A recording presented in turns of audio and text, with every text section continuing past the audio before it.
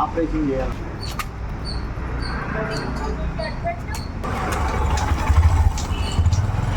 అదే ట్రీట్మెంట్కి డబ్బులు ఎక్కువ అవుతాయి అమ్మా, డబ్బులు ఎక్కువ అవుతాయి ట్రీట్మెంట్కి.